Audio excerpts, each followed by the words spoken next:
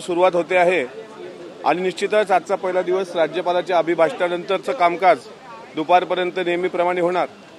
पण या अधिवेशनामध्ये सर्वात प्रामुख्याचे मुद्दे शेतकऱ्यांच्या संदर्भात असतील। दुसरी गोष्ट, अलीकडच्या काळात छत्रपती शिवाजी महाराज, महामानव डॉक्टर बाबासाहेब आंबेडकर, स्वराज्य रक्षक छत्रपती शंभूराजे यांच्याबद्दल गरळ ओकणारी जी एक प्रवृत्ती निर्माण झालेली आहे, त्या प्रवृत्तीला चाप लावण्याकरता मग तो राहुल सोलापूरकर असो किंवा काल बरळलेला प्रशांत कोरटकर असो, यांच्यावर महाराष्ट्र शासनाने कठोर कायदा करून यांच्यावर देशद्रोहासारखे गुन्हे दाखल करून यांना तात्काळ जेरबंद करावं। काल परवा इंद्रजित सावंतांना धमकी दिल्यानंतर काल कोरटकरनी एक व्हिडिओ ट्विट करताना दिलगिरी व्यक्त न करता, माफी न मागता, एखादा चोर डल्ला टाकल्यानंतर जसं स्वतःला उजागर समजतो तशा प्रकारचं जे वर्तन केलं ते खपून घेतल्या तरी वाटत असतं। मोबाईल जमा केला, माझा फॉरेन्सिक रिपोर्टमध्ये माझा आवाज नाही, पोलिसांनी ते सिद्ध केलेलं आहे की तो आवाज त्याचाच आहे। त्यामुळे अशा प्रकारे महापुरुषांचा अवमान करणाऱ्यांविरुद्ध एक कडक कायदा या शासनाने आणावा, याकरता मी स्वतः या संपूर्ण अधिवेशनाच्या कार्यकाळामध्ये माननीय मुख्यमंत्र्यांना विनंती करून असा कायदा पारित करण्याची विनंती करणार आहे। नव्हे तर अर्धा तास चर्चा मी त्यावर लावलेली आहे।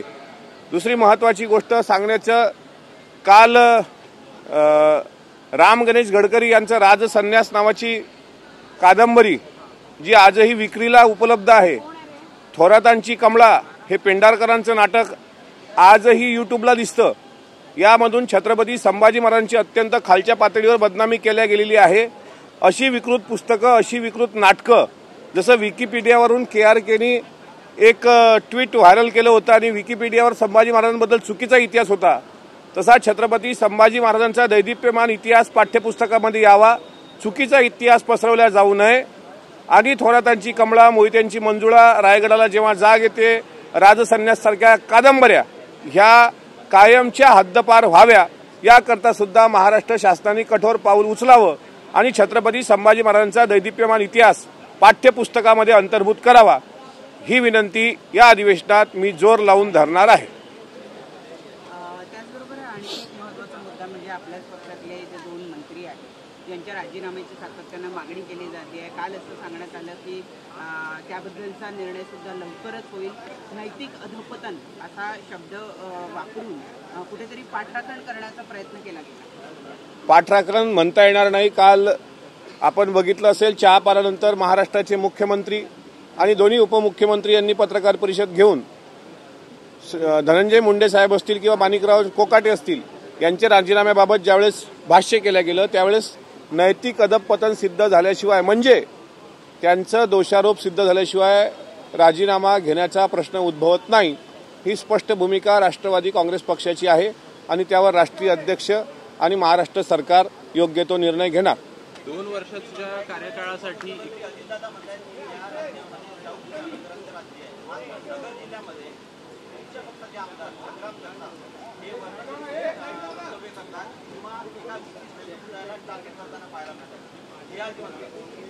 नाही, निश्चित राष्ट्रवादी काँग्रेस पक्ष शिवशाहू फुले आंबेडकरांना मानणारा होता, आहे आणि राहणार।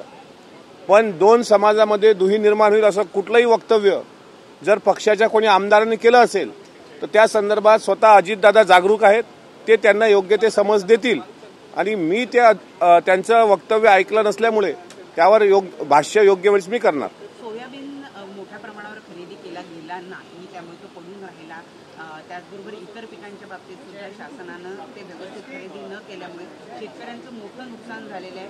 46 लाख कोटी रुपये शेतकऱ्यांचे बुडाले, अशा पद्धतीचा आरोप आता थोड्या वेळापूर्वी रोहित पवार यांनी केला। एक गोष्ट मात्र खरी आहे की सोयाबीनचा शेवटचा दाणा खरेदी होईपर्यंत नाफेडची खरेदी थांबणार नाही असं शासनाचं धोरण होतं।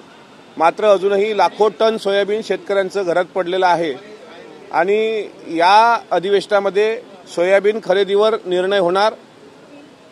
त्याचप्रमाणे आता शेतकऱ्यांचा हरभरा असेल किंवा कपाशी असेल, याबाबत सुद्धा पूर्ण खरेदी करून योग्य तो शासन आणि शेतमालाला भाव देऊन शेतकऱ्यांचं सुद्धा अधपतन होणार नाही याची काळजी शेतकऱ्यांबाबत सरकार घेणार।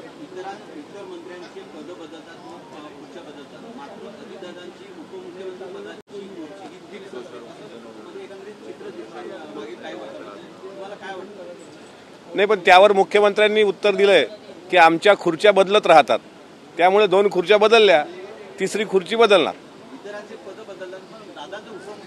बदलेल ना बदलेल.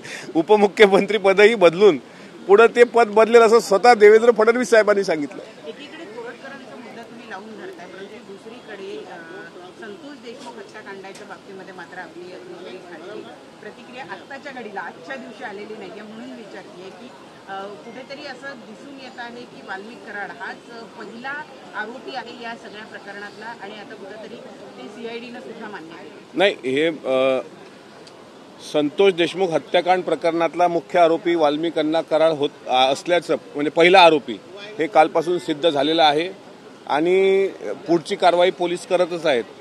पण एक आरोपी मला वाटते जात मुचुलक्यावर, त्यातला जो आरोपी होता त्याला आज जामीन मिळाला. आणि आमचा या अधिवेशनात सुद्धा मग सूर्यवंशी परभणीचे जो एक व्यक्ती परभणीचं दुर्दैवानं त्याचा मृत्यू पोलीस कस्टडीमध्ये झाला त्यांचं प्रकरण असेल, किंवा मस्साजोगचे संतोष देशमुख हत्या प्रकरण असेल, ही प्रकरणं सुद्धा आम्ही तितकीच लावून धरणार. महापुरुषांच्या अवमानाच्या बाबतीतली प्रकरणं सुद्धा आम्ही तितकीच लावून धरणार.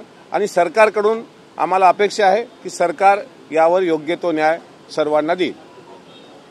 धन्यवाद. सर एक सिंगल आयडी